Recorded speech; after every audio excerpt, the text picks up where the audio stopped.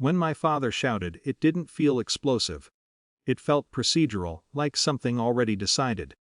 "Get out." There wasn't a dramatic pause afterward. No one gasped. The room shifted the way rooms do when everyone silently agrees on the same version of events. My aunt stared at her plate. My cousin leaned back, arms crossed, expression carefully neutral. My mother didn't look at me at all. I remember noticing small things, the hum of the refrigerator, the uneven tick of the wall clock. It was strange what my brain chose to amplify. My father's voice, though loud, already sounded distant to me. I didn't cry. That surprised everyone more than the words. He was still speaking, still explaining what I had supposedly done wrong, but the emotional current had already drained from the moment. I felt something closer to fatigue than shock. Not because it didn't hurt, it did, but because the shape of the conflict was so familiar. I had been here before, just in smaller, quieter forms. I stood there long enough for the silence to become uncomfortable. Then I nodded. No one stopped me. That part mattered more than anything he said.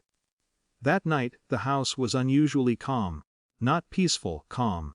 A different texture. I packed slowly, not because I had much to gather, but because I didn't want the act itself to look like a reaction.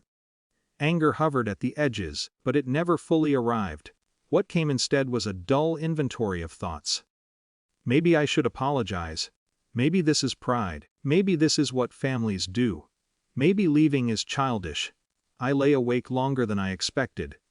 Not replaying the argument, but replaying older memories, smaller dismissals, casual undermining, jokes framed as concern. Nothing catastrophic. Nothing dramatic enough to justify a rupture. Which, I realized, was exactly why it had taken so long. By morning, exhaustion had done what emotion could not. It simplified everything. The office was quiet, fluorescent, indifferent. There is something disarming about administrative spaces. No emotional gravity, no history, just forms, signatures, verification. The lawyer slid the documents toward me with the same tone one might use for a mortgage or insurance renewal. Here and here, no raised eyebrows, no curiosity. Just process. The property transfer was something I had been considering for months. The island wasn't an impulse purchase, despite how it might sound to anyone outside my life. It was an investment tied to a series of business decisions, partnerships, and long-term planning. But this signing was different, not because of the asset. Because of the timing. My hand hesitated only once, and not for sentimental reasons. I was thinking about permanence.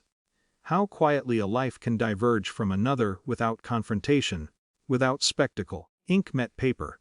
A small, almost invisible movement, yet unmistakable.